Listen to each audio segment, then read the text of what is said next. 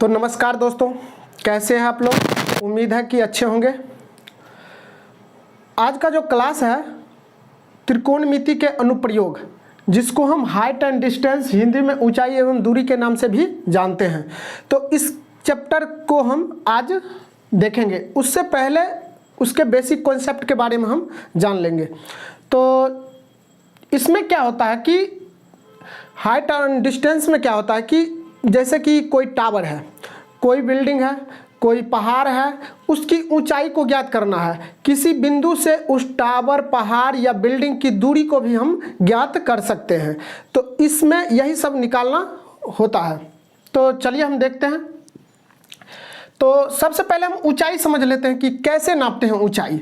ऊंचाई जैसे कि हम किसी भी चीज़ को ऊंचाई नापेंगे तो इस तरह से नीचे से ऊपर की ओर स्ट्रेट लाइन, ये जो होता है ऊर्ध्वाधर रेखा, इस तरह से हम इसको क्या कहेंगे, ऊंचाई कहेंगे। इसको क्या कहते हैं, ऊंचाई कहते हैं। तो ये हो गया आपका ऊंचाई। ऊंचाई चाहे आपका बिल्डिंग हो या टावर हो या मीनार हो, जो भी चीज़ हो, तो उसकी ऊंचाई को हम इस तरह से नापेंगे। किस तरह से नापेंगे, इस तरह से। ये सतह के साथ या किसी भी जमीन पर रहे तो जमीन या किसी सतह के साथ नीचे कितना डिग्री का कोण बनाता है, 90 डिग्री के। 90 डिग्री के कोण बनाए और ऊर्ध्वाधर रेखा हो तो वो हो जाता है क्या चीज़, ऊंचाई हो जाती है। इसको हम बोलेंगे ऊंचाई।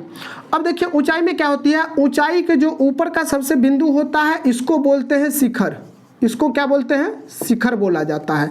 और जो नीचे बिंदु होती है, जो लास्ट वाला, इसको बोला जाता है पाद बिंदु, पैर का बिंदु। जैसे हम खड़ा है तो हमारा जो नीचे पैर है उसको बोला जाएगा पाद बिंदु, और हमारे सर को बोला जाएगा क्या चीज़, शिखर बोला जाएगा। तो ऊंचाई समझ में आ गया, शिखर समझ में आ गया, पाद बिंदु समझ में आ गया। अब देखिए होती क्या है, एक होती है क्षैतिज रेखा। जैसे कि किसी बिंदु को ले लेते हैं यहाँ पे, अगर हम बोलेंगे ये आपका मान लीजिए एक क्या है, टावर है, तो टावर की दूरी इस बिंदु से क्या हो जाएगी, तो एक क्षैतिज रेखा होती है। तो टावर का जो है सो पाद बिंदु से और इस बिंदु तक एक क्षैतिज रेखा खींचा जाता है, इसको बोलते हैं क्षैतिज रेखा। क्षैतिज रेखा, इसको क्या बोलते हैं, क्षैतिज रेखा। जो क्षैतिज रेखा होती है, किसी बिंदु से उस ऊंचाई का जो है सो दूरी ज्ञात किया जाता है। जो भी हो, बिल्डिंग हो या घर हो या फिर टावर हो, मीनार हो, कुछ भी हो, तो उसकी दूरी ज्ञात किया जाता है किस रेखा से, क्षैतिज। तो क्षैतिज रेखा इस तरह से खींचा जाता है, तो इसको बोलते हैं हम क्या चीज़, क्षैतिज रेखा। और क्षैतिज रेखा जो होती है वो दूरी को मापता है। किसको मापता है, दूरी को मापता है। इतना समझ में आ गया होगा। अब देखिए इस बिंदु पर कोई व्यक्ति है, क्या है, इस बिंदु पर कोई व्यक्ति है, और यह व्यक्ति अपने आंख से, जैसे हम यहाँ पे खड़ा होकर के कैमरा को देख रहे हैं, तो आंख और कैमरा के बीच एक काल्पनिक रेखा बनती है, एक काल्पनिक रेखा बनती है। तो इसको बोलते हैं हम दृष्टि रेखा, आई साइट। इसको क्या बोलेंगे, दृष्टि रेखा बोलेंगे। जैसे कि हम यहाँ से बल्ब को देखते हैं तो आँख से और बल्ब के बीच एक लाइन बनती है, उसको बोलते हैं क्या चीज़, दृष्टि रेखा। तो यहाँ पे कोई व्यक्ति है या जो व्यक्ति हो जो किसी भी वस्तु को ऑब्जर्व करे, उसको बोलते हैं ऑब्जर्वर या फिर बोलते हैं प्रेक्षक। हिंदी में क्या बोलते हैं, प्रेक्षक। तो कोई प्रेक्षक है, प्रेक्षक जो है सो इस शिखर को देख रहा है, यहाँ से इस शिखर को देख रहा है। तो ये एक साइड, ये वाला लाइन बनेगा, एक काल्पनिक रेखा। तो काल्पनिक बनता हम यहाँ पे खींच लिए हैं, तो ये वाला जो रेखा बनता है इसको बोलते हैं दृष्टि रेखा। इसको बोलते हैं दृष्टि रेखा। दृष्टि रेखा, इसको क्या बोलेंगे, दृष्टि रेखा।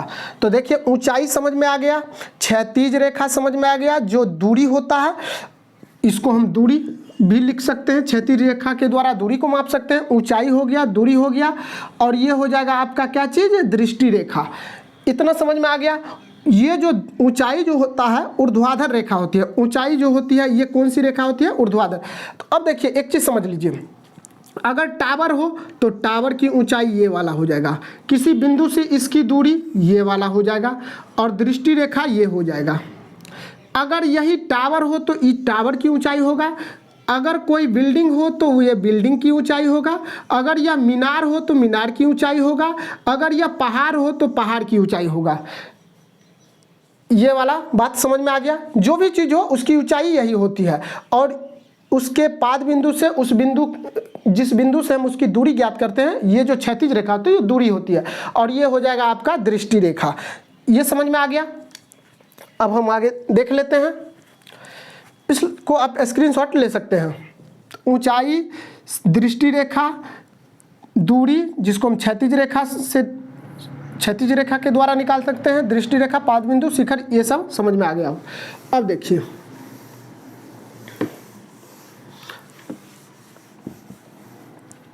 एक होता है उन्नयन कोण, उन्नयन कोण, उन्नयन कोण, angle of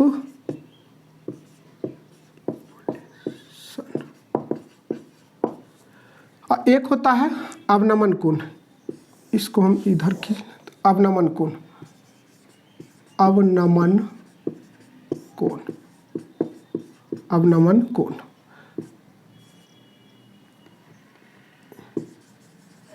angle of depression, depression, angle of depression, angle of depression. एक होता है वो एलिवेशन होता है, सॉरी इसको हम एलिवेशन लिख सकते हैं,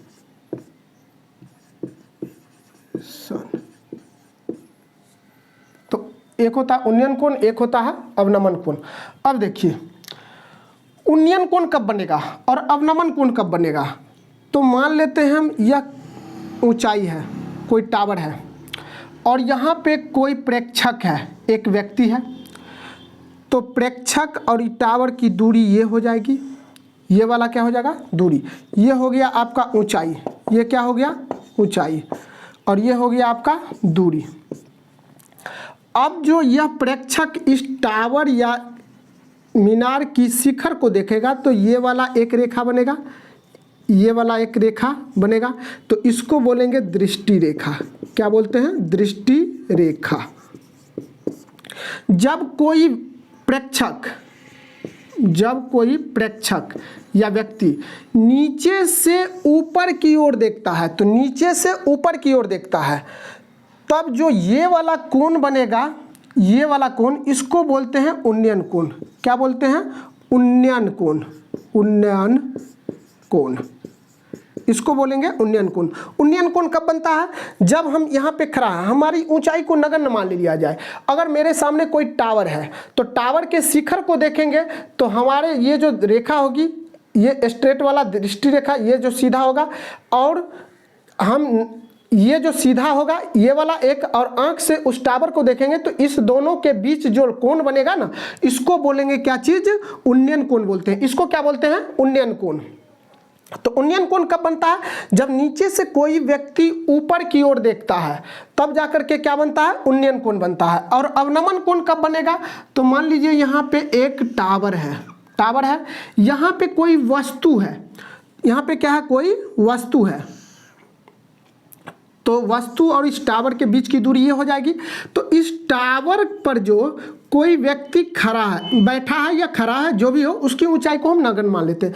तो वह व्यक्ति एक, ये हो जाएगा आपका क्षैतिज रेखा, ये क्या हो जाएगा क्षैतिज रेखा, क्षैतिज रेखा, इसमें क्षैतिज रेखा ये, और यहाँ हो जाएगा ये जो दूरी होती है यही होता है आपका क्षैतिज रेखा। तो इसमें क्षैतिज रेखा ये हो जाएगी क्षैतिज रेखा,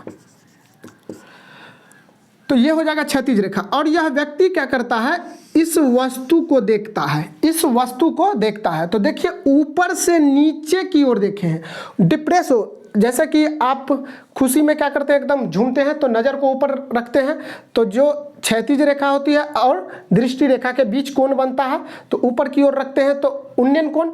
और जैसे कि डिप्रेस हो जाते हैं, अगर आपका मायूसी छा जाता है या भी किसी भी चीज़ से आप परेशान हो जाते हैं तो सर को झुका लेते हैं। तो सर को जैसे झुका लेते हैं तो एक तो दृष्टि क्षैतिज रेखा सीधा होना चाहिए इस तरह से, और जब हम नज़र को झुकाते हैं तो मेरा नज़र आँख से और नीचे की ओर एक रेखा बनती है दृष्टि रेखा, तो इस दोनों के बीच जो कोण बनेगा उसको क्या कहेंगे अवनमन कोण। तो देखिए ऊपर से जब हम नीचे की ओर देखते हैं तो क्षैतिज रेखा और दृष्टि रेखा के बीच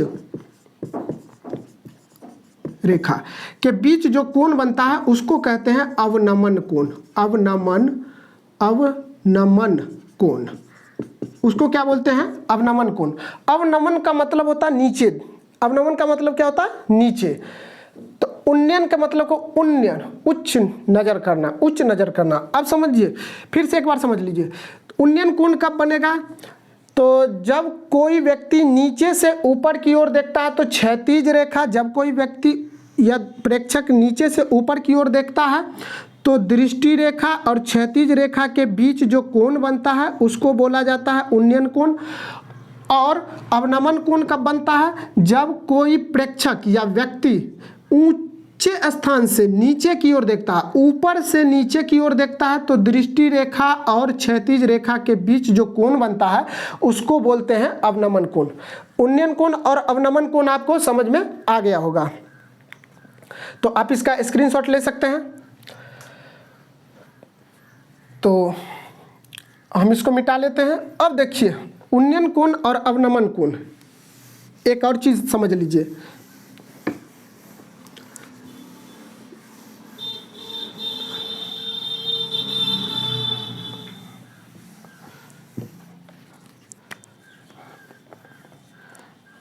देखिए, समझिए कि यहाँ पे कोई बिल्डिंग है, इस बिल्डिंग पर कोई खड़ी है, इस बिल्डिंग पर क्या है? कोई खड़ी है, और यहाँ पे कोई खड़ा है। तो ये जो दूरी हो जाएगी इस तरह से हो जाएगी। यहाँ पे कोई खड़ा है, खड़ा है, और यहाँ पे कोई खड़ी है, खड़ी है। अब समझिए, जब यह खड़ा हुआ है, खड़ा है, तो खड़ी को देखती है। तो देखिए, जब कोई व्यक्ति खड़ा है तो ऊपर जो खड़ी है उसको देखती है, तो ये हो जाएगा आपका क्षैतिज रेखा, क्षैतिज रेखा, और ये हो गया आपका दृष्टि रेखा, दृष्टि रेखा, और ये है बिल्डिंग की ऊंचाई, ऊंचाई। तो जब कोई व्यक्ति खड़ा है, ऊपर में बिल्डिंग पे कोई खड़ी है, उसको देखती है, तो देखती है तो देखिए दृष्टि रेखा और क्षैतिज रेखा ये हो, तो इसके बीच जो कोण बना है उन्नयन कोण। क्या बना है? उन्नयन कोण, उन्नयन कोण। अब देखिए, यह भी क्या है? खड़ी है, तो इसका भी नज़र क्या है? यह जो खड़ा है इसको देख रही है, इसका आंख जो है सो इसको देख रही है, तो ये ऊपर से नीचे की ओर देख रही है, ऊपर से नीचे की ओर देख रही है, तो इसका भी दृष्टि रेखा ये वाला हो गया। और जो क्षैतिज रेखा बनेगा इस तरह से बनेगा, इसमें ऊपर से जब नीचे की ओर देखते हैं तो क्षैतिज रेखा इस तरह से बनता है, तो इसको यहां बोलेंगे क्षैतिज रेखा, क्षैतिज रेखा। जब ऊपर से नीचे की ओर देखेगा तो क्षैतिज रेखा ये बनेगा और दृष्टि रेखा ये, और जब नीचे से ऊपर की ओर देखेगा तो क्षैतिज रेखा ये हो जाएगा और दृष्टि रेखा ये हो जाएगा।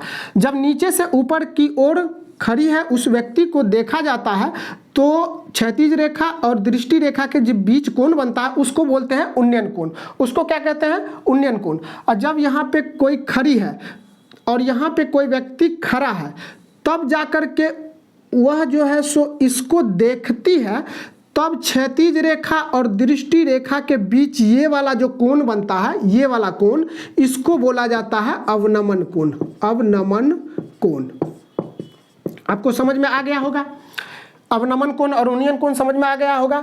सबसे इंपॉर्टेंट चीज आप देखिए, तो अगर आप कंफ्यूज है कि अवनमन कोण कब बनेगा और उन्नयन कोण कब बनेगा, तो इस फिगर से आपको समझ में आ गया होगा कि उन्नयन कोण कब बनेगा और अवनमन कोण कब बनेगा। तो उन्नयन कोण जब नीचे से ऊपर की ओर देखते हैं तो क्षैतिज रेखा और दृष्टि रेखा के बीच उन्नयन कोण बनता है, और जब हम ऊपर से नीचे की ओर देखते हैं तो क्षैतिज रेखा और दृष्टि रेखा के बीच जो कोण बनता है उसको कहते हैं अवनमन कोण।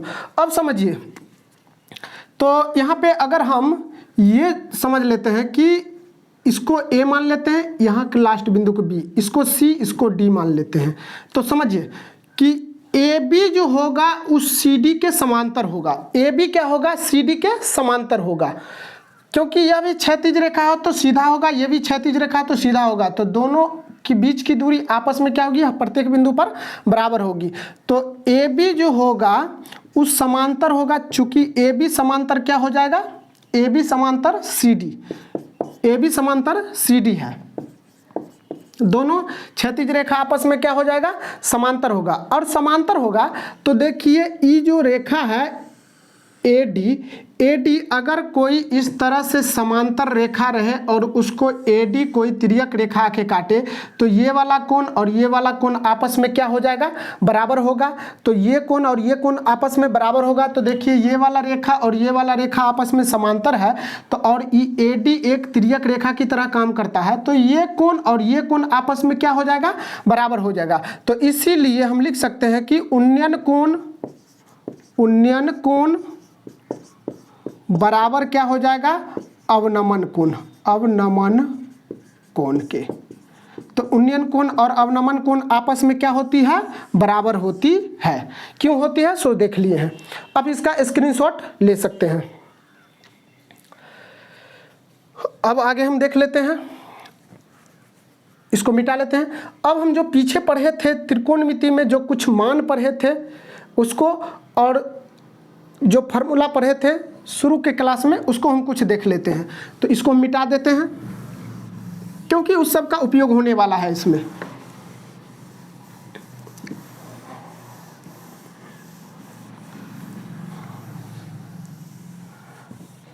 अब देखिए एक हम पढ़ाए थे आपको साइन थीटा बराबर क्या होता है, साइन थीटा बराबर। तो हम सबसे अच्छा तरीका बताए थे लाल बट्टा कक्का को याद रखने के लिए, लाल बट्टा कक्का। तो L बट्टा के साइन थीटा के लिए, आधार बट्टा कर्ण कॉस थीटा के लिए, लंब बट्टा आधार टेन थीटा के लिए। तो साइन थीटा क्या हो जाएगा, लंब बट्टा कर्ण हो जाएगा। ये क्या हो जाएगा आपका, लंब बट्टा कर्ण हो जाएगा, लंब बट्टा कर्ण। कॉस थीटा क्या हो जाएगा, कॉस थीटा आधार बट्टा कर्ण हो जाएगा, आधार बट्टा कर्ण। टेन थीटा क्या होता है, टेन थीटा हो जाएगा आपका लंब बट्टा आधार, लंब बट्टा आधार हो जाएगा, लंब बट्टा आधार। अब हम साइन का रिवर्स क्या होता है, कोसेक, कोसेक थीटा। तो कोसेक थीटा हो जाएगा तो इसका फॉर्मूला भी क्या हो जाएगा, पलट जाएगा, रिवर्स हो जाएगा। तो कर्ण ऊपर चले जाएगा और लंब नीचे, कर्ण बट्टा लंब। सेक थीटा कर्ण बट्टा आधार होता है। और कोट थीटा क्या होता है, कोट थीटा होता है आधार बट्टा लंब, आधार बट्टा लंब होता है। ये बात आप लोग जान चुके हैं पहले ही क्लास में, तो इसका आप स्क्रीनशॉट ले सकते हैं। अब देखिए अब हम कुछ मान देख लेते हैं, जैसे साइन का मान, साइन जीरो का मान क्या होता है, इस सब के बारे में हम देख लेते हैं। जो ज़्यादा उपयोग होने वाला है उसको हम पहले देख लेते हैं। तो देखिए 0 डिग्री, 30 डिग्री, 30, 45, 60, 90 डिग्री। तो पहले हम साइन का देख लेते हैं। तो साइन यहाँ पे कौन है, थीटा। तो साइन थीटा, साइन जीरो का मान क्या हो जाएगा, साइन जीरो का मान होता है 0। साइन 30 का मान कितना होता है, 1/2। साइन 45 का मान क्या होता है, 1/√2। और साइन 60 का मान क्या होता है, √3/2 होता है। साइन 60 का मान क्या होता है, √3/2 होता है। और साइन 90 का मान कितना होता है, 1 होता है। साइन 90 का मान कितना होता है, 1 होता है। अब देखिए अब हम टेन का जान लेते हैं। किसका जान लेते हैं, टेन का, क्योंकि इसी दोनों का ज़्यादा उपयोग है। ज़्यादा सबसे ज़्यादा तो होगा टेन वाला का, तो इसलिए हम पहले साइन और टेन को दोनों को जान लेते हैं क्योंकि दोनों का उपयोग है। टेन जीरो का मान क्या होता है, टेन जीरो 0। टेन 30 का मान क्या होता है, टेन 30 का मान होता है 1/√3। टेन 45 का मान क्या होता है, 1 होता है। टेन 60 का मान क्या होता है, √3 होता है। और टेन 90 का मान क्या होता है, अपरिभाषित, इनफाइनाइट, नॉट डिफाइंड, ये होता है। आप इसका भी क्या करिएगा, स्क्रीनशॉट ले सकते हैं। अब हम चैप्टर को देखेंगे।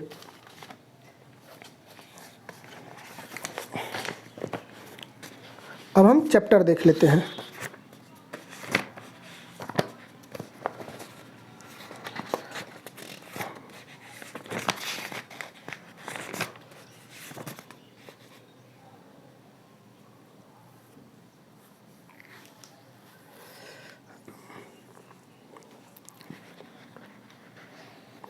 हो गया होगा।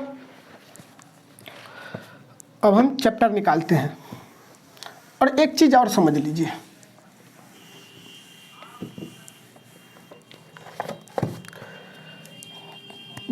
अगर कोई बिल्डिंग है उसकी ऊंचाई ये होगी, इस तरह से है, इस तरह से, तो कोई बिल्डिंग है तो बिल्डिंग की ऊंचाई ये होगी, मीनार है तो मीनार की ऊंचाई ये होगी, पहाड़ है तो पहाड़ की ऊंचाई ये होगी। अगर कोई गुब्बारा यहाँ पे उड़ रहा है तो जमीन से इसकी ऊंचाई क्या होगी, ये वाला होगी, और ये जो हो जाएगा उसका धागा हो जाएगा। क्या हो जाएगा, धागा। तो इस तरह से समझ लीजिए। एक कॉन्सेप्ट और समझ लीजिए आप कि अगर यहाँ पे कोई मीनार है तो उसकी परछाई क्या बनेगी, तो परछाई ये वाला बनेगी, इधर बनेगा या फिर इधर बनेगा। तो ये होती है, अगर ये मीनार है तो मीनार की परछाई ये बनेगी, अगर यह घर है, बिल्डिंग है, तो बिल्डिंग की परछाई ये वाला हो जाएगी, अगर यह टावर है तो टावर की परछाई ये हो जाएगी, अगर पहाड़ है तो पहाड़ की परछाई इस तरह से बनेगी, तो ये वाला। तो समझ में आ गया होगा।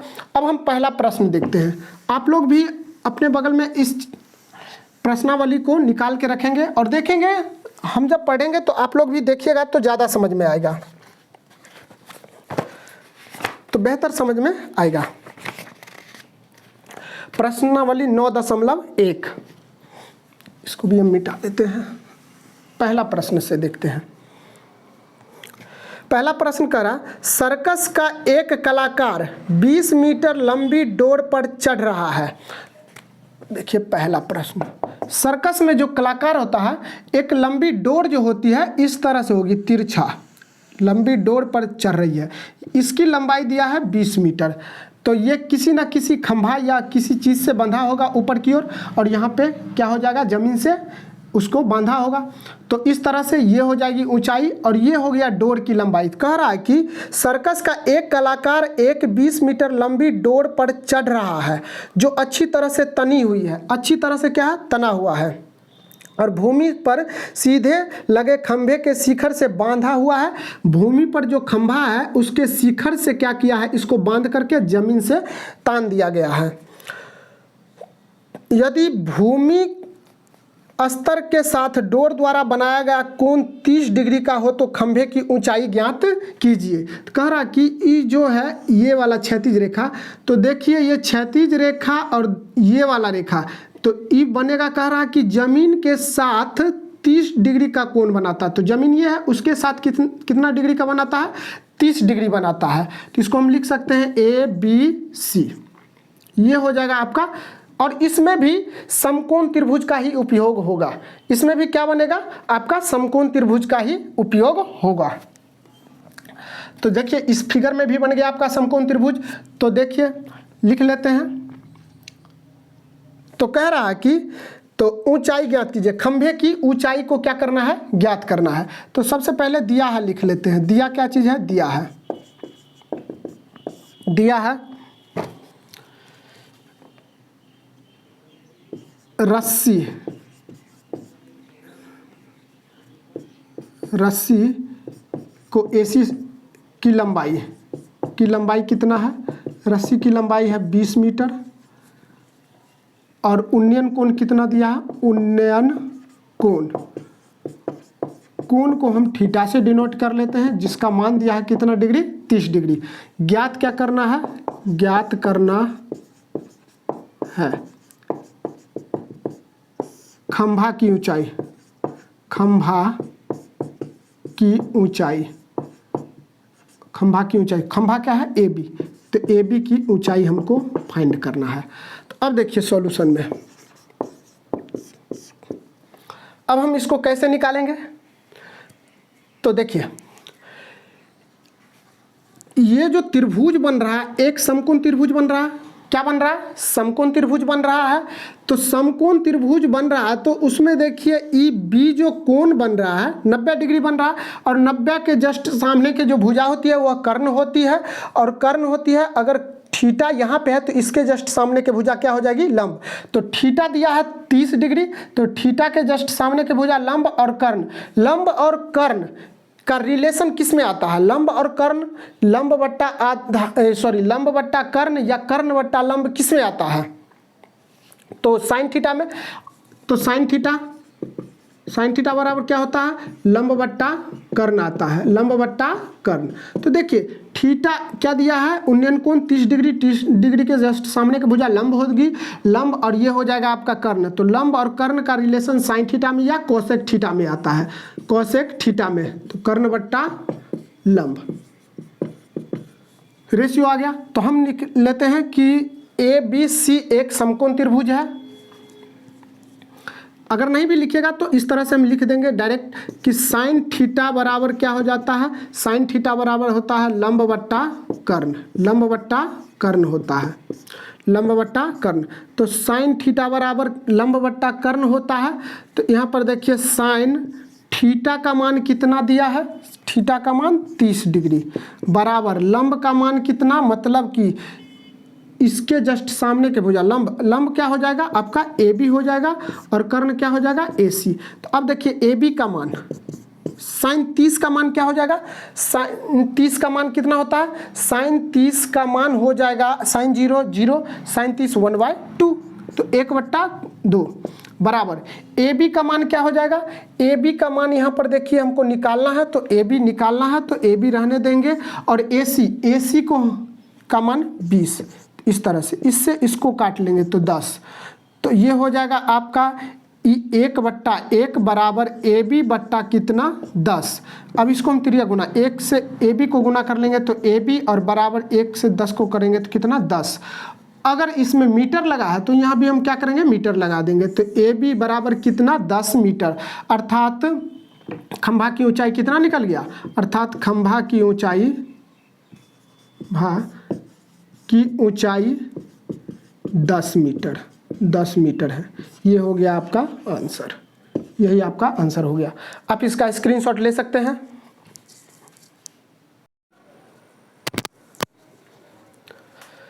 आप लोग ले लिए होंगे स्क्रीनशॉट। अब अगला प्रश्न देखते हैं,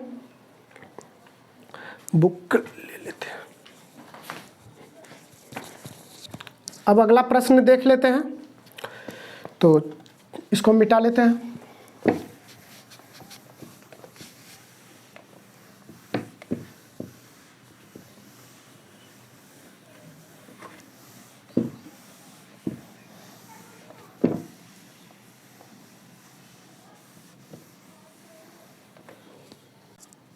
अब दूसरा प्रश्न कह रहा, आंधी आने से एक पेड़ टूट जाता है और टूटा हुआ भाग इस तरह मुड़ जाता है कि पेड़ का शिखर जमीन को छूने लगता है और इसके साथ 30 डिग्री का कोण बनाता है। पेड़ के पाद बिंदु की दूरी जहां पेड़ का शिखर जमीन को छूता है 8 मीटर है। पेड़ की ऊंचाई ज्ञात कीजिए। अब देखिए समझिएगा इस प्रश्न को। कह रहा है कि एक पेड़ है इस तरह से, ये इतना ऊंचाई का है पेड़ है, और जब आंधी आता है तो आंधी आने के क्रम में क्या होता है, यहाँ से पेड़ टूट जाता है। यहाँ से क्या होता है, पेड़ ऊपर का भाग टूट जाता है और टूटने के बाद ये जमीन को इस तरह से छूता है, जमीन को छूता है। तो कह रहा है कि जमीन के साथ 30 डिग्री का कोण बनाता है। तो 30 डिग्री के साथ जमीन के साथ कोण बनाता है, तो यहाँ पे बनेगा, तो यहाँ पे बनेगा तो 30 डिग्री मतलब उन्नयन कोण बनेगा। और ये जो है यही भाग टूट करके नीचे गिरता है, तो ये टूट के नीचे आ जाएगा। तो इसको हम काल्पनिक रूप से मान लेते हैं कि पेड़ की लंबाई ये भी ऊपर में थी, इस तरह से। इसको हम A मान लेते हैं, इसको हम B मान लेते हैं, इसको C, इसको D।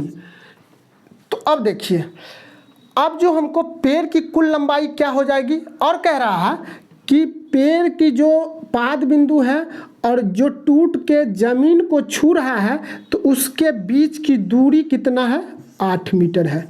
फिर से समझ लीजिए, एक पेड़ ये लंबा है और आंधी जब आती है तो यहाँ से टूट जाता है, टूटने के बाद जमीन को छूता है। जमीन को छूता है तो जमीन को जहाँ पे छूता है उस जमीन के साथ 30 डिग्री का कोण बनाता है। कितना का, 30 का कोण बनाता है, और 30 डिग्री का कोण बनाता है। उसके बाद कह रहा है कि जो पेड़ है, पेड़ के पाद बिंदु से और जो टूट करके जमीन को छू रहा है वहां तक की दूरी कितना है, 8 मीटर है। कितना है, 8 मीटर है। तो अब देखिए हम पेड़ की कुल लंबाई, और कह रहा है कि इसकी ऊंचाई कितनी थी, मतलब क्वेश्चन कह रहा है कि जो टूटने से पहले ये कितना ऊंचाई का था पेड़। तो इसको हम लिख सकते हैं BD और AD, इस दोनों को जोड़ेंगे, लेकिन AD DC के बराबर होगा, काहे कि यही भाग टूट के गिरा है, तो ये दोनों भाग आपस में क्या हो जाएगा, बराबर हो जाएगा। तो मान लेते हैं, माना कि पेड़ की ऊंचाई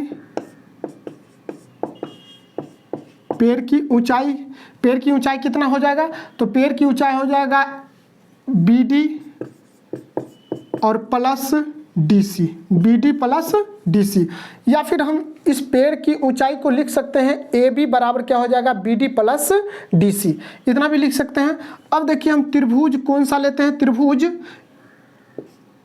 DBC में, त्रिभुज DBC में लेते हैं, ये वाला कोण 90 है।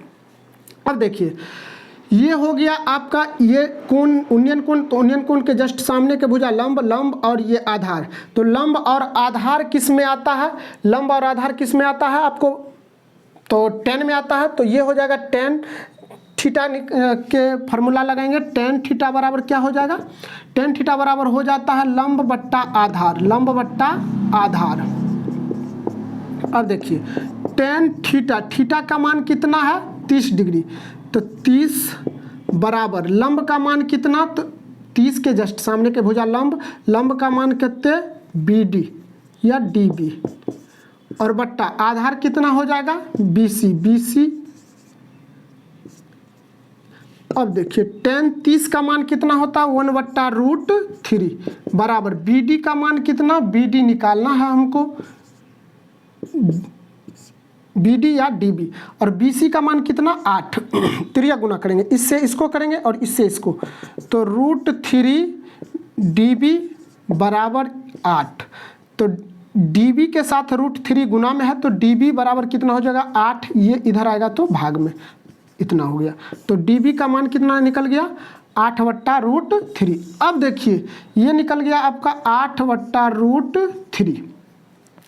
अब हमको क्या निकालना है, अब निकालना है DC, अब क्या निकालना है DC, तो DC देखिए कर्ण और आधार में हम रिलेशन निकाल लेते हैं, तो कर्ण और आधार किस में आता है, तो कॉस में आता है, तो अगेन तो cos थीटा बराबर क्या हो जाएगा, cos थीटा बराबर, तो cos थीटा बराबर हो जाएगा, तो थीटा क्या मान कितना 30, तो इसके जस्ट सामने के भुजा लंब और ये हो जाएगा आपका आधार, तो आधार बट्टा कर्ण होता है, तो आधार का मान कितना, आधार ऐसे लिख लेते हैं BC और बट्टा कर्ण क्या हो जाएगा DC, तो cos थीटा का मान कितना 30 डिग्री, थीटा का मान 30 और BC का मान कितना 8, DC हमको क्या करना है निकालना है।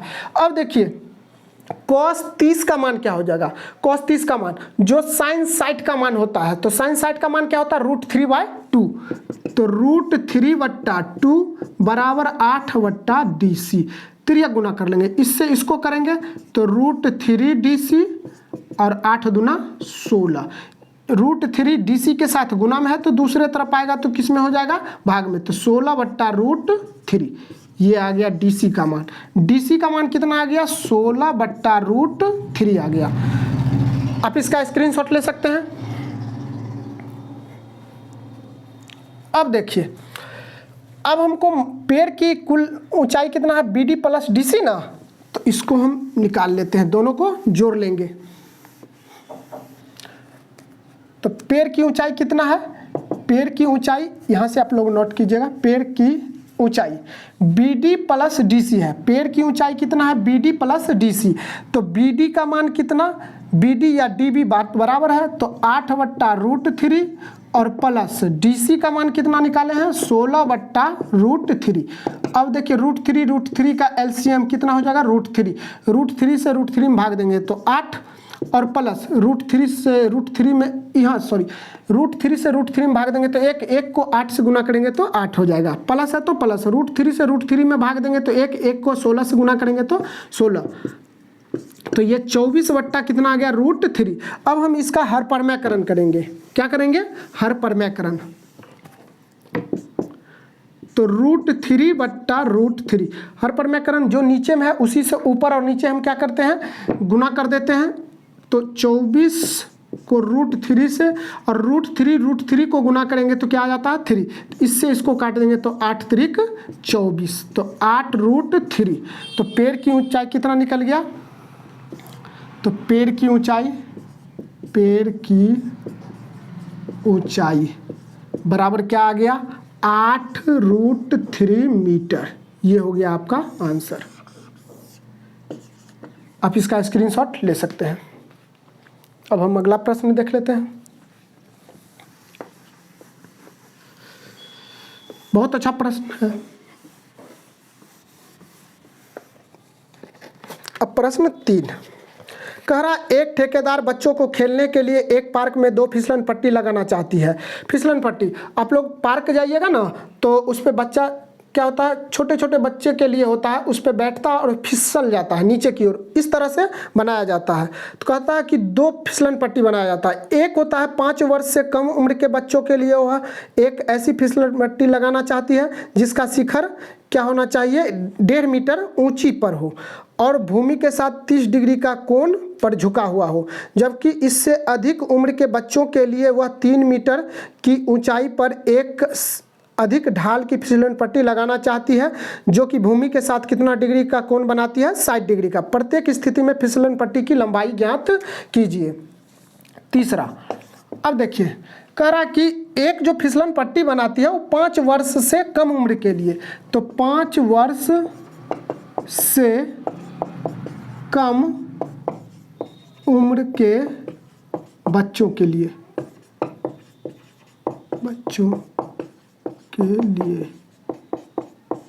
5 वर्ष से कम उम्र के बच्चों के लिए एक फिसलन पट्टी लगाना चाहती है। तो कह रहा है कि ये जो होगा जमीन से कितना ऊंचा होना चाहिए 1.5 मीटर, जमीन से कितना ऊंचा होना चाहिए 1.5 मीटर होना चाहिए। और कह रहा जो फिसलन पट्टी है ये वाला, इधर से सीढ़ी लगा रहता, तो सीढ़ी पे बच्चा चढ़ करके यहाँ पे आता है और यहाँ पे बैठ के फिसल जाता है। ये जो फिसलन पट्टी है कह रहा है कि ये जमीन के साथ कितना डिग्री का कोण बनाती है 30 डिग्री का, जमीन के साथ कितना डिग्री का कोण बनाती है 30 डिग्री का। तो इसी फिसलन पट्टी का लंबाई हमको क्या करना है ज्ञात करना है। तो लिख लेते हैं ABC। अब देखिए फिसलन पट्टी, तो माना कि फिसलन पट्टी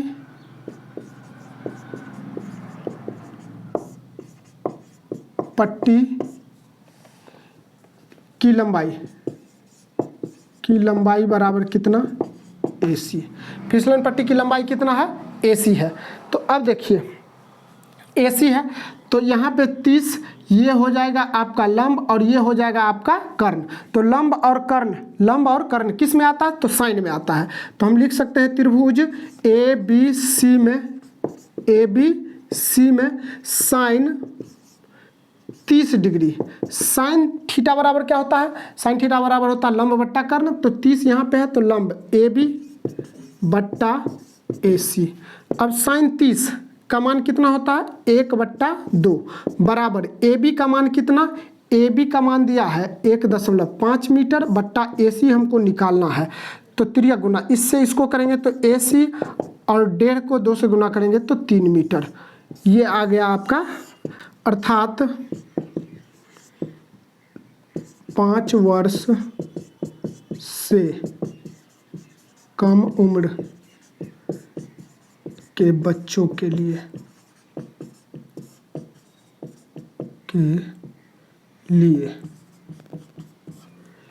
फिसलन पट्टी की लंबाई,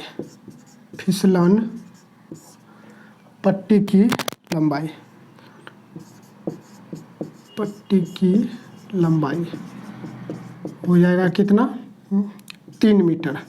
ये हो गया आपका आंसर। अब इसका स्क्रीनशॉट ले सकते हैं। अब हम अगला प्रश्न देख लेते हैं। 5 वर्ष से अधिक उम्र के बच्चों के लिए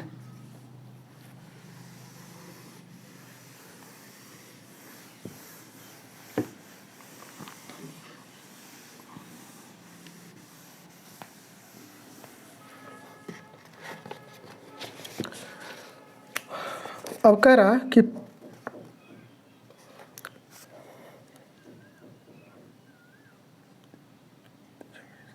5 वर्ष से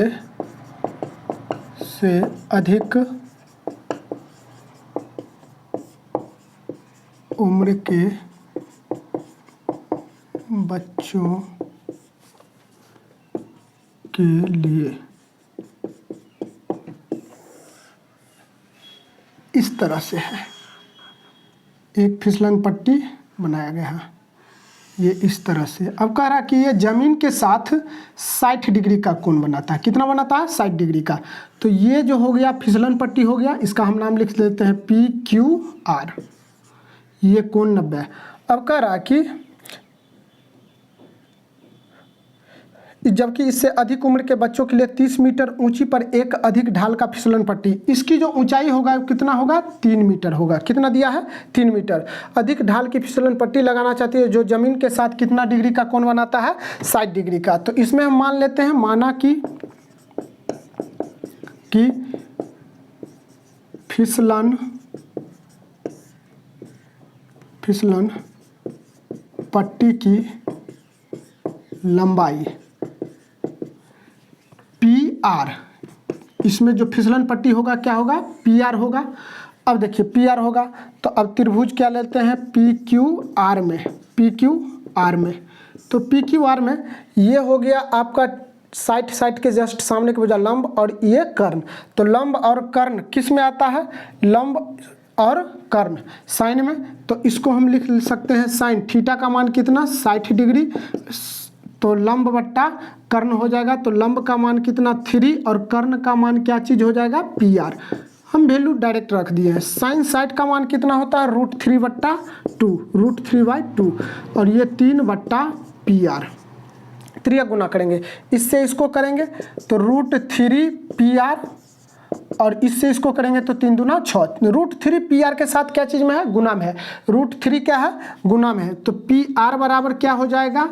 6/√3। PR का मान ये आ गया।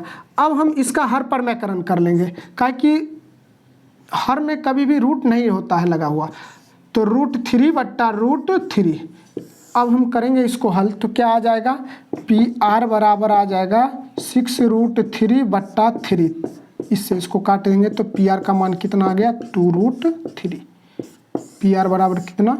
2√3 मीटर आंसर। तो ये PR का मान कितना आ गया? 2√3 मीटर। ये हो गया आपका फिसलन पट्टी की लंबाई। इस तरह से आप निकाल सकते हैं। आप इसका स्क्रीनशॉट ले सकते हैं। ले लिए होंगे। अब हम अगला प्रश्न,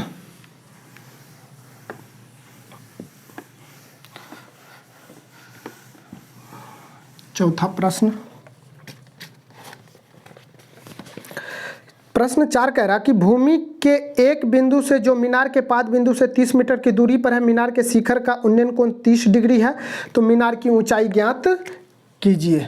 चौथा प्रश्न कह रहा कि भूमि के एक बिंदु से जो मीनार के पाद बिंदु से 30 मीटर की दूरी पर है, तो एक मीनार है। कह रहा कि एक मीनार है, ये वाला एक मीनार है। अब कह रहा कि 60 मीटर की ऊंचाई, पाद बिंदु से ये किसी बिंदु यहाँ तक की दूरी 30 मीटर की दूरी पर है। कितना दूरी पर है? 30 मीटर की दूरी पर है।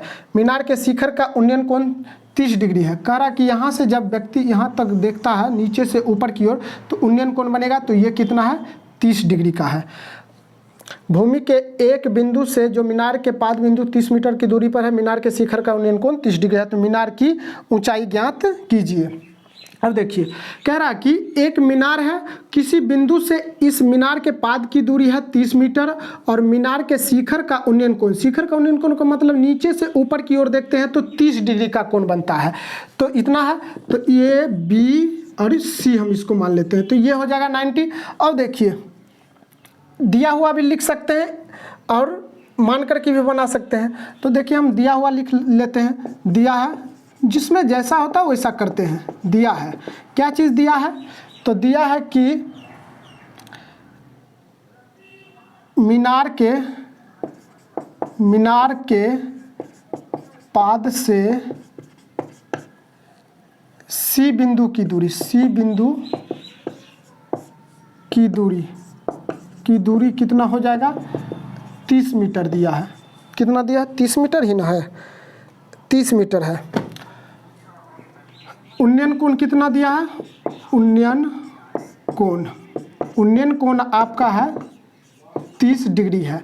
ज्ञात क्या करना है, ज्ञात करना है, ज्ञात करना है मीनार की ऊंचाई, मीनार AB, मीनार AB की ऊंचाई ज्ञात करना है। क्या करना है, मीनार AB की ऊंचाई को हमको ज्ञात करना है। तो सॉल्यूशन में देखिए, त्रिभुज ABC में, त्रिभुज ABC में, तो ABC में क्या हो जाएगा, ये हो जाएगा 30 के जस्ट सामने लंब और ये आधार। तो लंब और आधार किस में आता है, लंब और आधार tan में आता है। तो tan थीटा बराबर क्या हो जाएगा, लंब बट्टा आधार। तो इसके जस्ट सामने के भुजा, लंब का मान करते AB बट्टा आधार कितना, BC। तो tan थीटा का मान कितना, 30 डिग्री बराबर AB हमको निकालना है तो AB ही रहने देंगे, और BC का मान कितना, 30। तो tan 30 का मान कितना होता है, 1/√3। tan 30 का मान 1/√3, और AB बट्टा क्या हो जाएगा, 30 हो जाएगा। अब हम इसको क्रॉस मल्टीप्लिकेशन करते हैं, इससे इसको करेंगे तो √3 AB और बराबर 30। AB इधर ही रहने देंगे, और ये 30 और बट्टा हो जाएगा √3, हर पर मैकरण करेंगे, √3 बट्टा √3। अब क्या हो जाएगा, AB बराबर हो जाएगा आपका 30 √3 और बट्टा 3। तो इससे इसको काटेंगे तो 10। तो AB बराबर कितना आ जाएगा, 10 √3 मीटर। ये हो गया आपका आंसर। अर्थात हम लिख सकते हैं मीनार की ऊंचाई, मीनार की ऊंचाई AB बराबर कितना, 10 √3 मीटर। आंसर ये हो जाएगा आपका आंसर। आप इसका स्क्रीनशॉट ले सकते हैं, तब तक थोड़ा इंक डाल लेते हैं।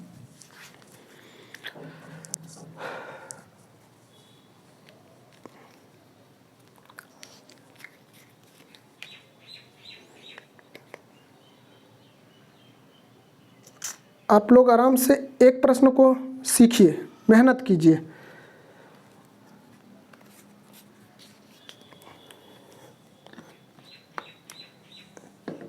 इसको हम मिटा लेते हैं। अब अगला प्रश्न, प्रश्न 5।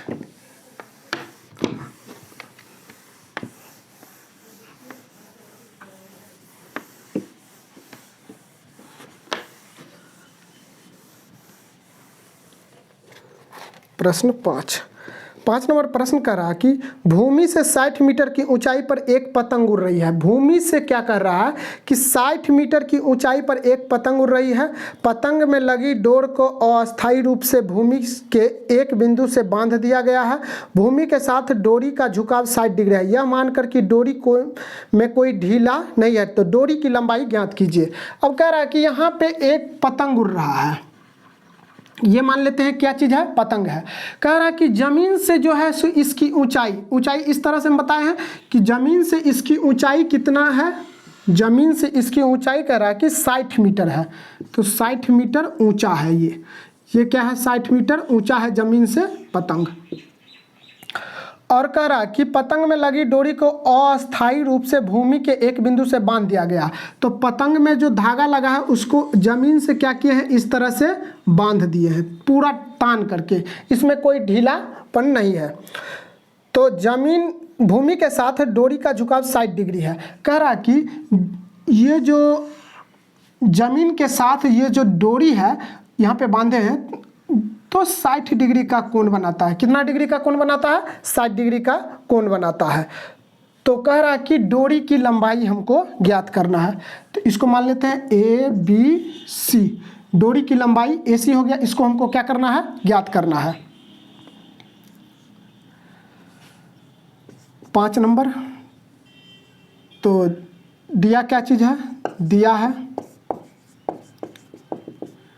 क्या दिया है, दिया है कि पतंग की ऊंचाई, जमीन से पतंग की ऊंचाई, तो पतंग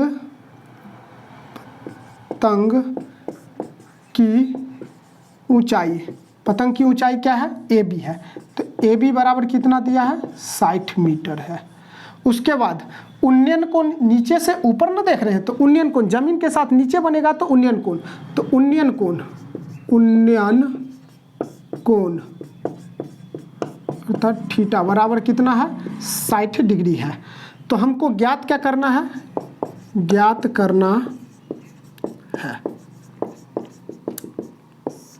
करना है पतंग की डोरी AC की लंबाई बराबर क्या है। अब देखिए इसमें ये जो होगा AC पतंग की डोरी है और ये AB जो है सो पतंग कितना ऊंचा जमीन से है उसकी है। तो ये देखिए यहाँ पे उन्नयन कोण दिया, तो उन्नयन कोण के जस्ट सामने के हो जाए लंब और ये हो जाएगा कर्ण। तो लंब और कर्ण किस में आता है, लंब और कर्ण किस में आता है, तो साइन में आता है। तो सॉल्यूशन हम कैसे करेंगे, लंब और कर्ण, तो त्रिभुज ABC में तो साइन थीटा बराबर, तो लंब का मान कितना AB और कर्ण कितना AC, तो साइन थीटा का मान कितना 60 डिग्री, उन्नयन कोण 60 डिग्री बराबर AB का मान कितना, AB का मान 60 मीटर बट्टा AC हमको निकालना है। तो साइन 60 का मान क्या होता है, साइन 60 का मान होता है √3/2 बराबर 60 बट्टा AC। अब हम त्रिया गुना इससे इसको करेंगे तो क्या आ जाएगा, √3 AC और बराबर इससे इसको करेंगे तो 120।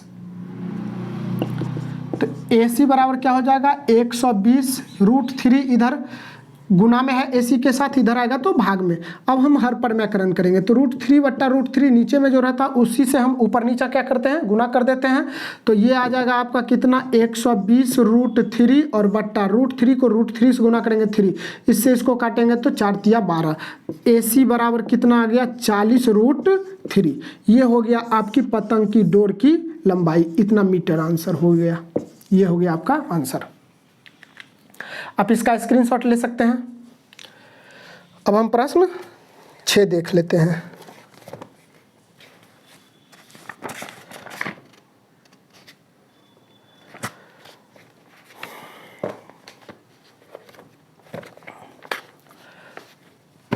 तो आज का क्लास यहीं तक रहने देते हैं।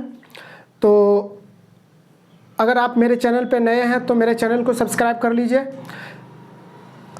और अच्छा लगे तो लाइक और शेयर ज़रूर कीजिएगा। Thank you.